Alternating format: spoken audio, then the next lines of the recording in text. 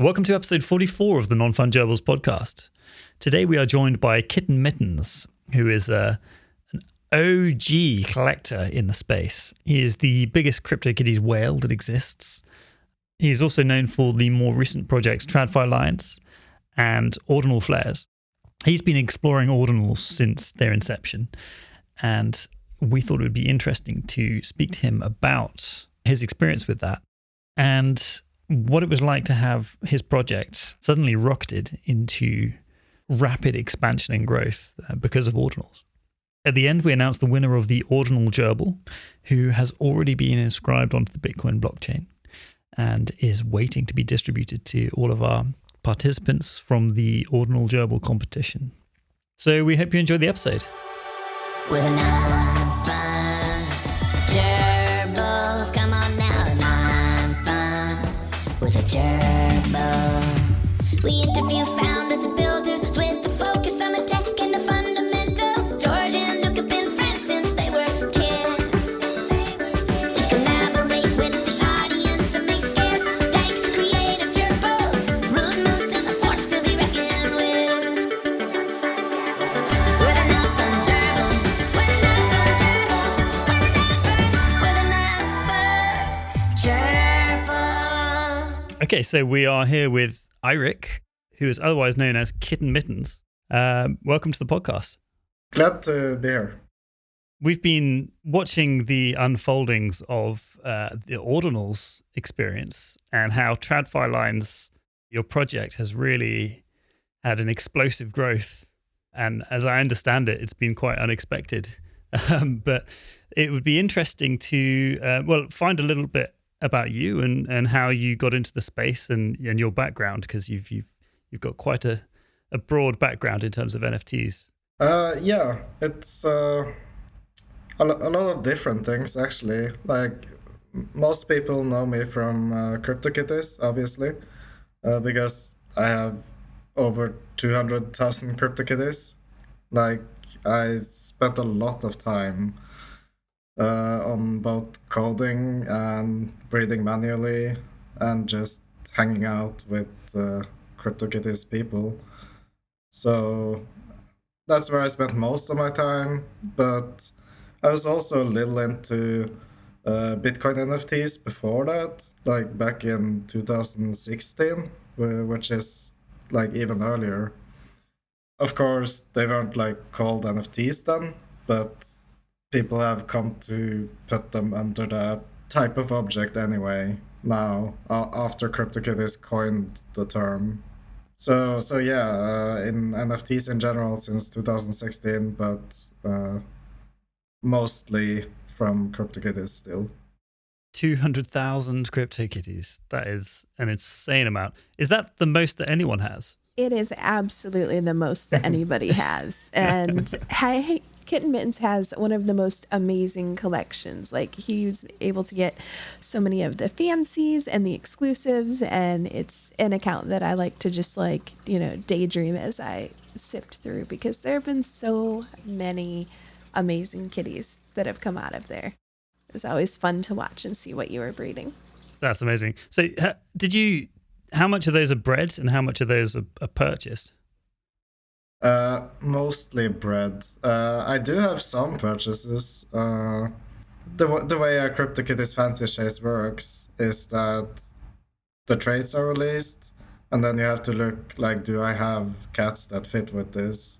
And sometimes I have bought from the market when I needed some good starting materials, but after a while, I have so many cats that, like, usually I can find something that looks similar. Like, I'd have a program like brute forcing through the combinations of kittens and just find the best ones. Like, this one has this much percentage chance of making it. I have one, like, sort of big notable buy, which is the 1 millionth CryptoKitty. I had to buy that for like 100 ETH because I was trying to get it and I failed to get it, and then after a while I bought it anyway because I don't know, it looks really cool. That's the wool cat 1 million one. That was such a milestone too. Like a whole million CryptoKitties had been bred at that point or born, and so that was like everybody was like really closely watching the births to see who would get it. Yeah, The odds were definitely on you for sure. So it's fitting that it's now in your account.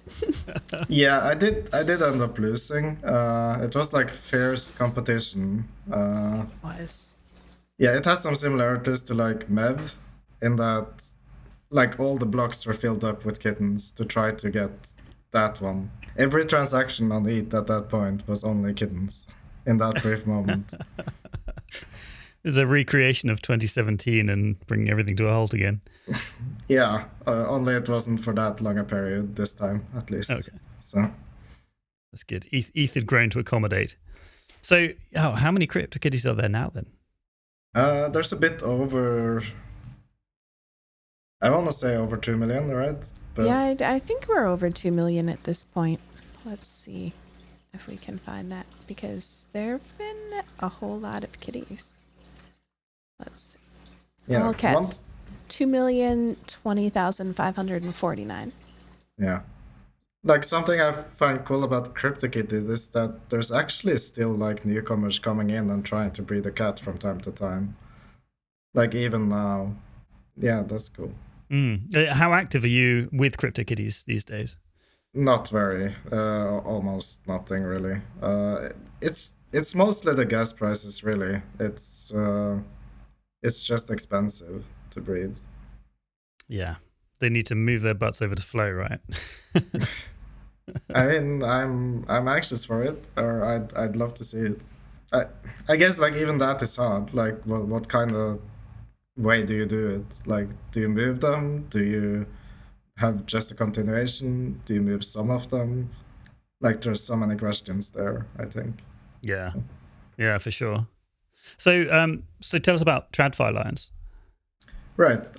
So I saw Ordinals being talked about on Twitter, and what interested me was that people were like, "No, you can't just mint stuff. You have to download and sync like a full Bitcoin node in order to even get started with it."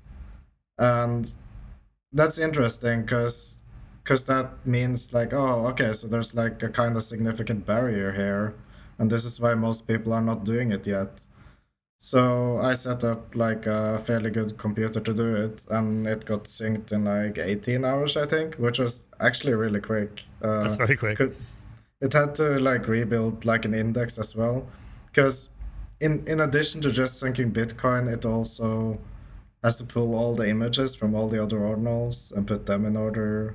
I'm not a super expert on the deep details, but yeah, it took a while. I'd seen from previous things like ENS how the earliest numbers usually hold some value. So I figured it was a good idea to try to get in as early as possible. And that is how it turned out. Sub 10K has kind of become its own thing. There's like a group with all the different project funders trying to like promote that as like a community of communities, kind of. But anyway, with TradFi lines, the idea was that you generally want to inscribe something cheap. Inscribing is a process where you take the smallest part of a Bitcoin and you assign it an image, basically. And then everyone else agrees that, yes, this Satoshi represents that image or holds storage of it. The cost to it depends on the size of the image. So I had to look for good images to use. And I figured that TradFi lines fit pretty well because they're only 4 to 5 kilobytes in size because they're SVGs. And since they're SVGs, they still look good, even at bigger sizes, even though the file size is so low. And I figured as a bonus to people who had minted that project from me earlier, I'd just honor the holders of that like 1-to-1. Like I just say everyone who has those gets an ordinal on Bitcoin, just as a fun bonus. But obviously, I could have maybe done a bit more thinking there, because what happened then is that the price went from 0.01 to at one point almost 6 ETH, because now the value like changed overnight, and then there was like a huge amount of market activity trying to catch up to that. Right. Before it like finally settled at I think we're at 2.5 now or something like that. So but I mean it turned out pretty well. So that was but TradFi Lines was released last summer, was it? No, in December actually. It's in December. It's pretty new. But the mint price was 0.01. So basically everyone who minted back then got like 300 times return overnight. So I mean obviously that would make some noise. So yeah, did you expect it to have it to blow up like that, or I mean, Ordinals wasn't the plan, right? It was just something that you decided to do as extra. I mean, I was hoping. I didn't think it would get that big, but yeah, I was hoping. And I saw a bunch of other collections just like copying stuff on Ethereum and then kind of taking them. Like they're like, oh, I was the first one to inscribe this punk, so therefore it's now mine. And yes. To me that seemed a bit weird, which is why I instead went for a redemption process or like a claim process where you input a Bitcoin address. Well, what I did, I made a new contract, and I was like, deposit the old one in that, and then you get a new one on ETH that has color in it, as like a fun extra thing, and also input a Bitcoin address, and then I'll send to that. Because I'm also not that, like I'm holding custody of them, right? Like there's no trustless way to do it, unfortunately, because bridges just aren't perfect yet. That goes for like all blockchains. It's always like a 5 of 9 multi-sig or something on those when you're trying to communicate across blockchains. So, and for ordinals, it's like even newer. So that works, right? Though, because you're verifying ownership, and then you're getting to put in a trusted way a Bitcoin address that they have control of. So obviously it's not automated. No. So there's trust in you. I was too scared to automate it. I was considering it, but seemed safer to do it manually, at least for now. Maybe I'll build a way to automate it later on. So the TradFi Lines, are you migrating to Bitcoin, or is this just so what happens once you've distributed all of the ordinals? The main project is staying on ETH, but like lately people have been. There's a lot of development going on with the protocol. There's a lot of devs involved. Like the GitHub activity is actually like really big. They're discussing stuff like how to make collections better, how one ordinal can refer to a different ordinal, which comes across to me as basically trying to emulate smart contract behavior without having smart contracts. Which I didn't think would be a thing at all before.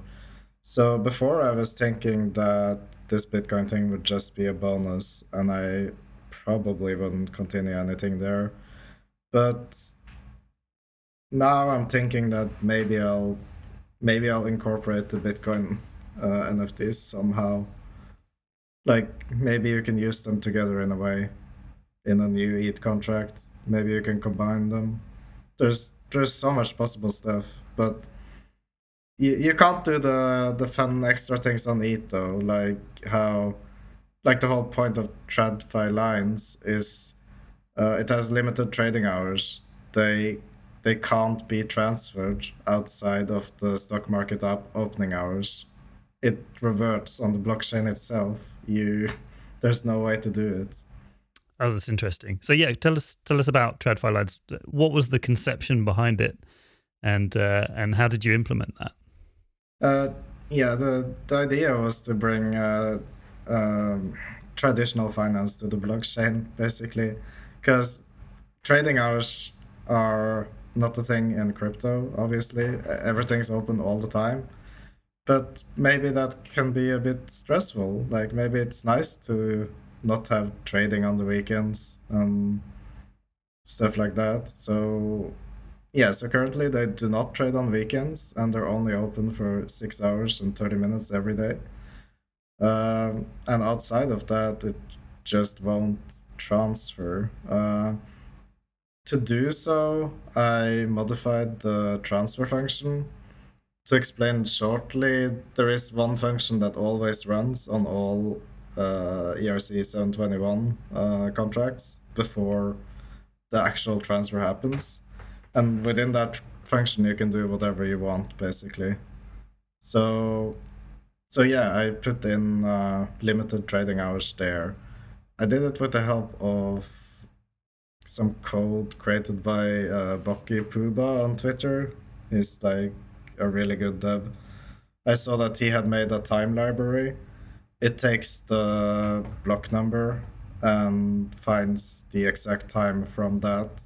I think it's set in constant time, like it's actually like gas efficient. So yeah, it like converts it into a date, and then you run some checks. So And that's something that it even, when you had coded it, you factored in daylight savings time.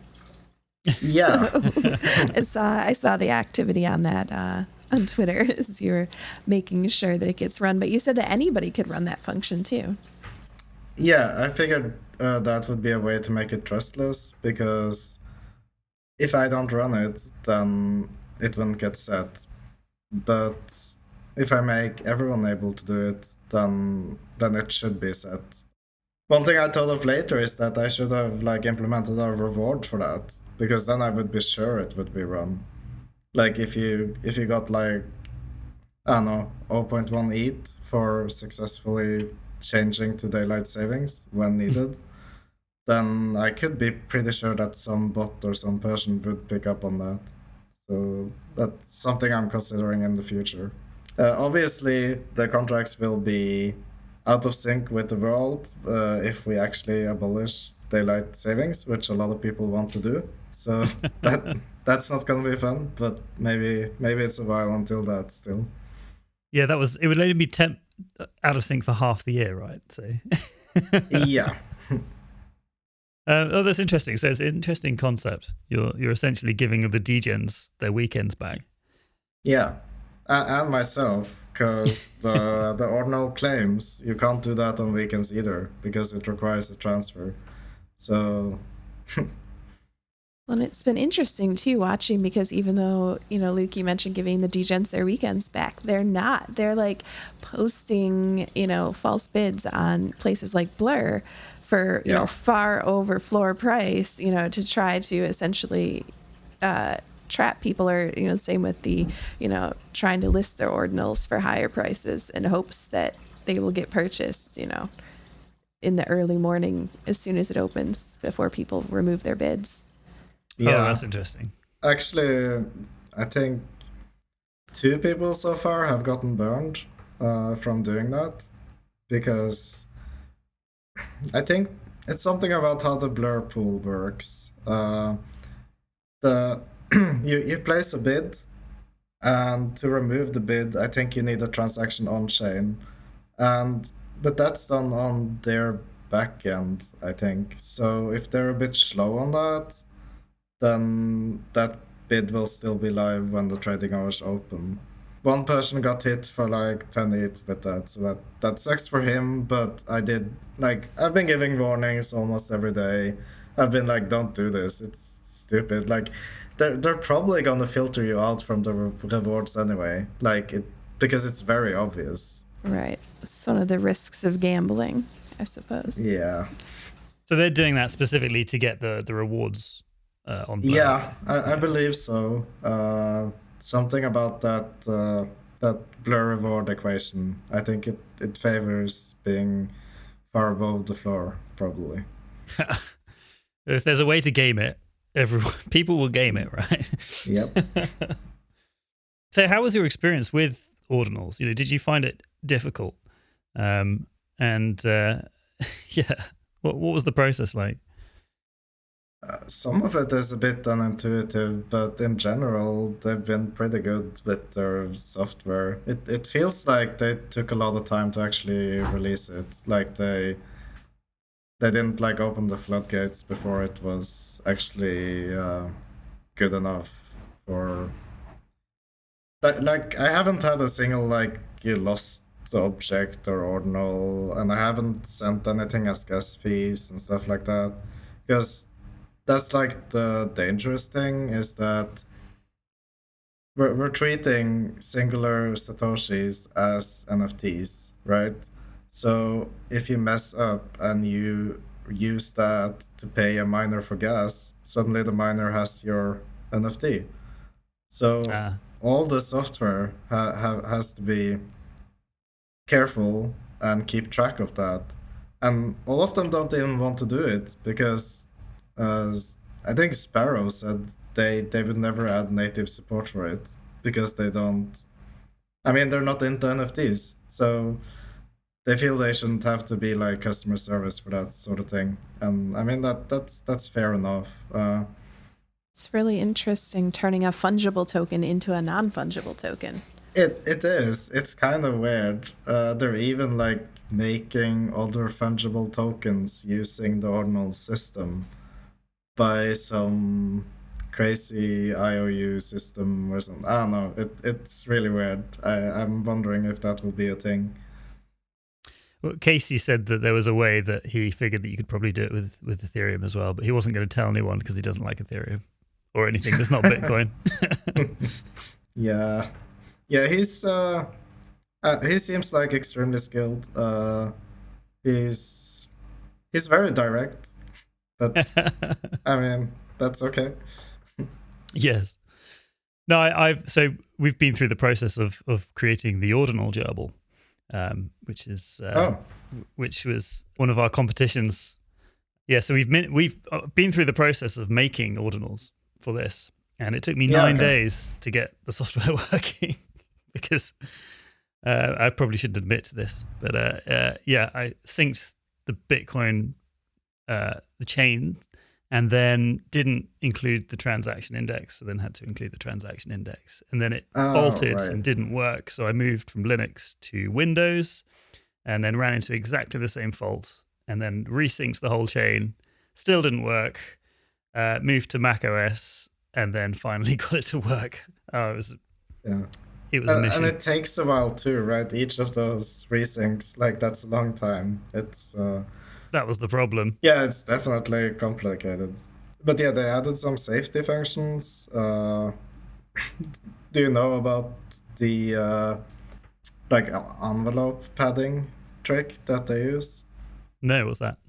It's like yes, we are assigning one Satoshi to be an NFT, but when you do it, you also add 9,999 others around it in the same output, kind of. Which means that when you send your ordinal, it takes from that extra padding that it has. It's just a way to make it cleaner. It's like they're sticking all this other stuff as gas fees together with the one Satoshi, so you never have to use another output. Okay, so that you don't then draw from your stash of potential ordinals to pay gas fees. Exactly. Because that way, even if you're using a wallet that has no idea about ordinals, hopefully you still won't mess anything up because it will just use that same input, because that's the most logical thing to do. So I just really like how they thought of that. Like that was definitely like a decision just to be user friendly, I feel like. Yeah, some good thoughts gone into it. Have you done much? So there's the whole idea around hunting for rare sats. Is that something that interests you? I haven't done it, mostly because it looks time consuming to do. But I mean, it does look cool. I guess there's a bit of a definition problem of what is actually rare, because you can say that, 2009 Satoshis are really cool, but there's a lot of them. Like, Yes. because the block reward was much higher as well back then. So there's actually more in 2009 than in 2022, right? So, well, what is rare then? But I saw some other project founder, I think he was called Nullish or something. He found like some satoshis from like a week after the first block or something. Like stuff like that is obviously cool, I think. And then there's also that rarity system described in the documentation, which is about being the satoshi in the first block of the day and stuff like that. So I mean, yeah, that's cool too. I did not look at which satoshis were inscribed at all. Mine were all picked pretty randomly. It's another bigger index that you then have to download, right? It's another Yeah. 70 gig of indexing, the Satoshi index. Yeah. Basically, after I finished inscribing both TFLs, and I also inscribed like 3-4 other collections. But after I did that, I retired that computer from anything else just to keep it safe. So Yeah, that's a now good idea. that's all it does now. Only those ordinal collections. Yes. And once it's fully distributed, presumably you don't need to worry so much about that. You can archive it and Yeah, I will feel a little better when it's fully distributed. So I'm thinking of maybe I'll have to do some incentives after a while to get people to claim. how many people have claimed so far? So far, we've had 69 claims. So there's 429 left. Okay. Well, it's good that it's not a 10,000 project, right? Yeah, very, very good. I would definitely look into automated solutions then. For 500, I'm thinking I can deal with it. It's fine. So we had the problem with most of the out of the box, not having to sync a full node solutions for owning ordinals. They didn't have a send function yet, because you can make ordinals fairly easily, can't you? But if you can only set them up to claim, you can't make them yourself and then distribute them because none of the wallets have send functions yet. Is that something that you've run into at all, or is it or with the people that have been receiving the ordinals? Depends. What have you been using? Or because the Ord wallet does have send. Yeah, the Ord wallet where you have a full node, but there are some wallets where they run the node for you basically, or you just plug into theirs, like in Fura, and then but yeah, none of them have implemented send. Last time I looked, 2 weeks ago probably. Yeah, I haven't looked too close. I have noticed that like more and more inscription sites are coming up for easy inscription. Yeah, it totally makes sense that people are rushing to build infrastructure for it, right? Yeah. There's so much popularity. What do you do outside of NFTs? Is NFTs your entire life at this point? I mean, taxes, I guess. Taxes is most of my life at this point. Like, there's so much. But yeah, it's like mostly crypto right now. Yeah, taxes becomes a real issue when you have 200,000 crypto kitties and you're breeding and trying to navigate that. Yeah, each breed is a taxable event. So all of those are included in my tax reports. Your accountant must love you. Did you have a good solution for that? I did have to use like the concept of like floor cats, like, like just a common cat. And I had to treat a lot of them as fungible instead of non-fungible. But I mean, I asked around, and that's kind of the way I have to do it, because the tax software won't accept 200,000 different like stock tickers. It's just not gonna work. It's so yeah, I treat most of them as fungible, and then I treat all the special ones as non-fungible, like Gen Zeros, stuff like that.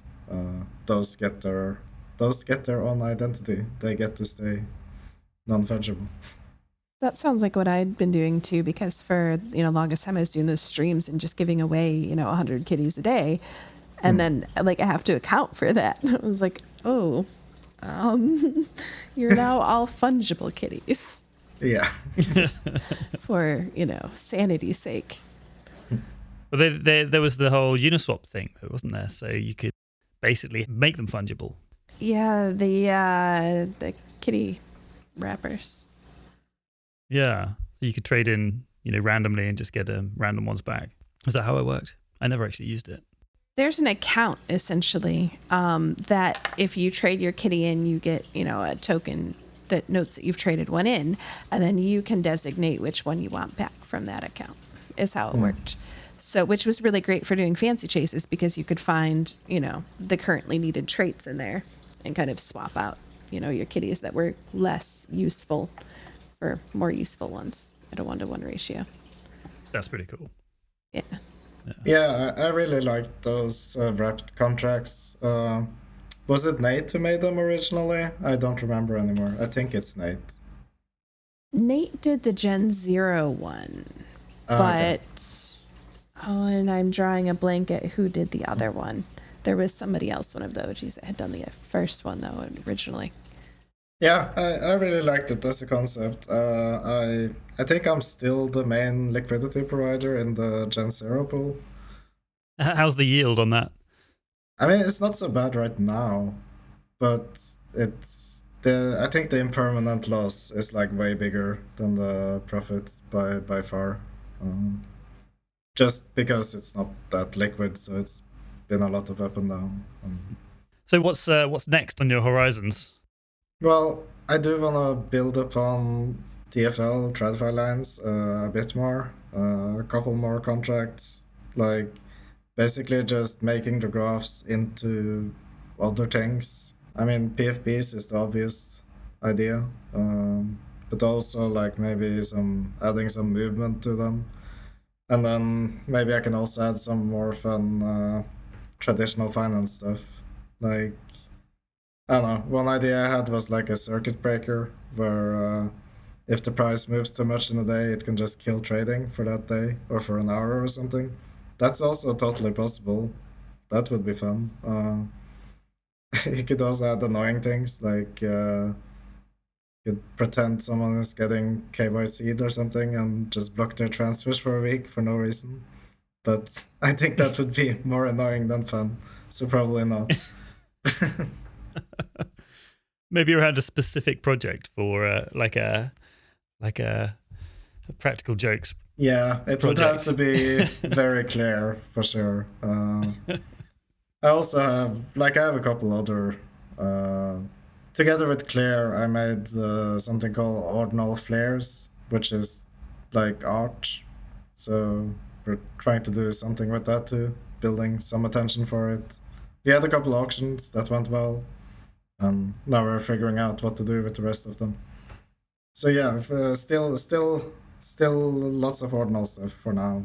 Then I'll see what comes after. Awesome. Well, wish you all the best with that, and we'll keep a close tab on TradFi lines. Nice. Cool. Awesome. Well, thanks very much. Yeah, thanks a lot for having me. Absolutely. Always great to chat about the kitties and all the exciting things you're doing in the space, for sure. All right. Well, great to speak to Kitten Mittens. It was a fantastic conversation and always good to hear from such an OG in the space. On to gerbils then. The ordinal gerbil. This is an exciting one for sure. We have a number of entries that we will be able to share here and then reveal the winner, who we will see embedded into the Satoshis forevermore. Yeah, this is a particularly rare gerbil because it was quite last minute and there was a short window to get entries in, so not that many entries came in. So the winners of this, or the participants of this, will have an extra rare gerbil that is inscribed onto Bitcoin as a relatively early inscription. Obviously, the longer we go, but it's around the 400,000 mark. So yeah, we will send those out. But let's hear some of those entries, shall we?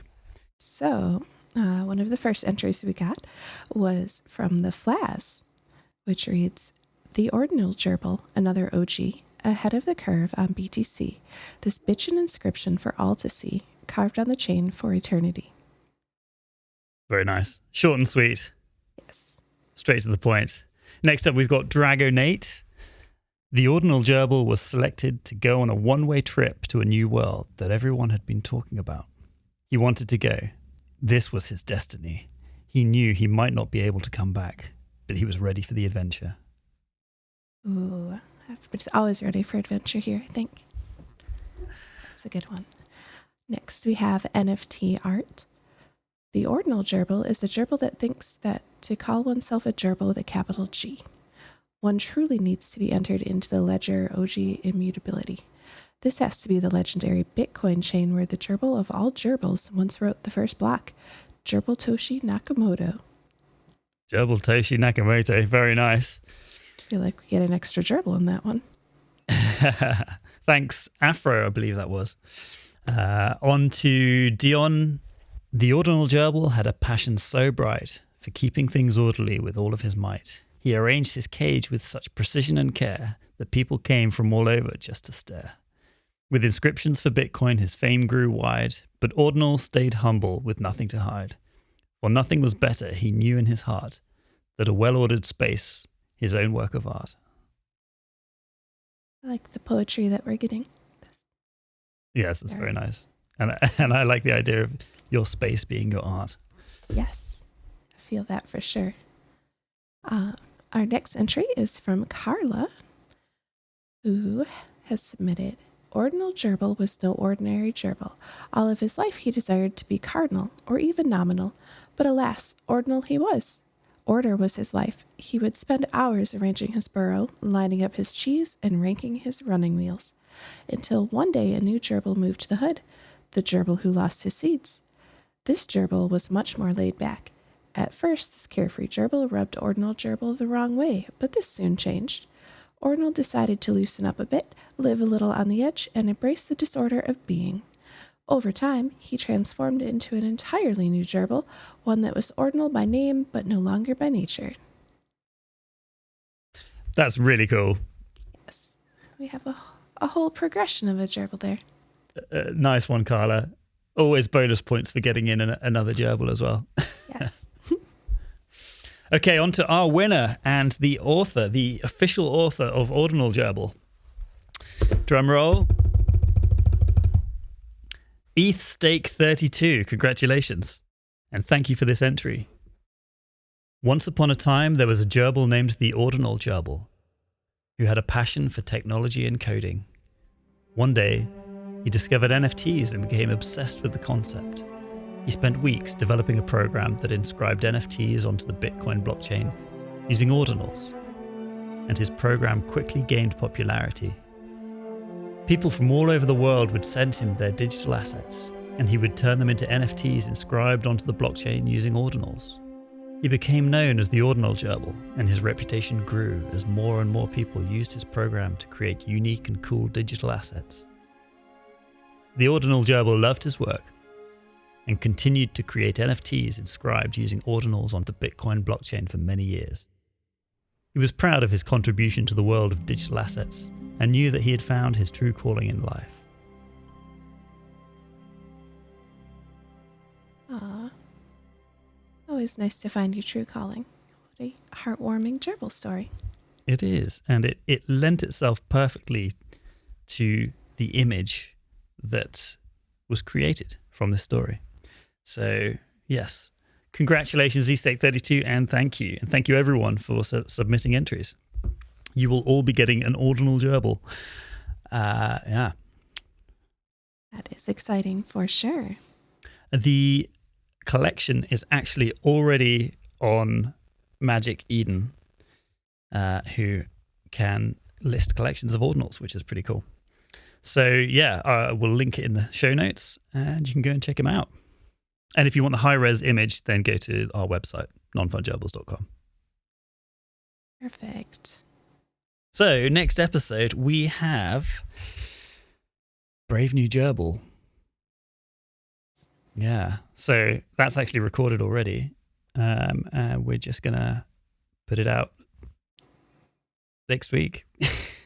So, yeah, stay tuned. And then we will also have the next gerbil ready to go out. So we have exciting new pins that have just come in the post of the logo.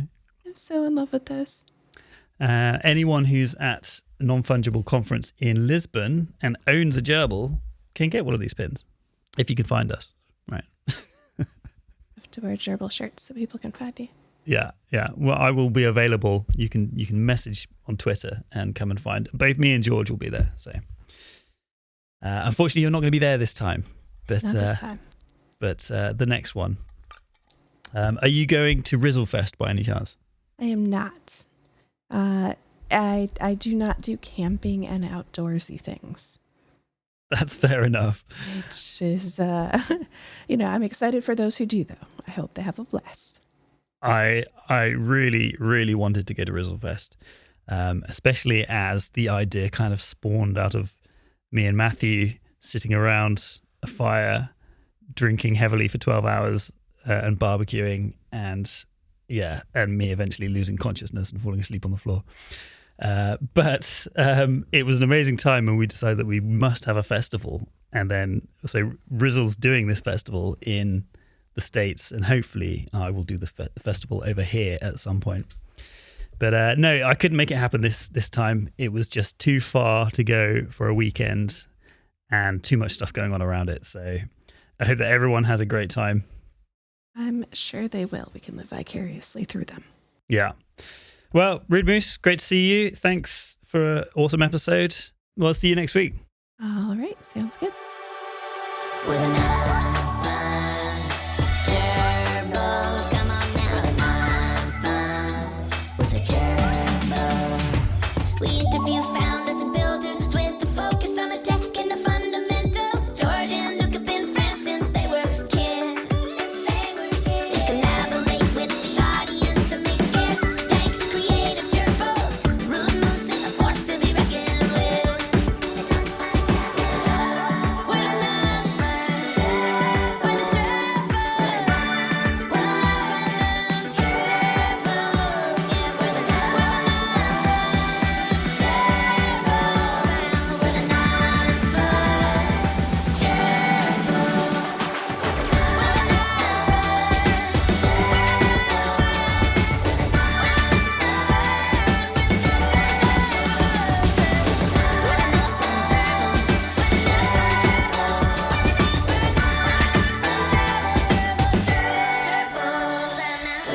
the non-fun gerbils.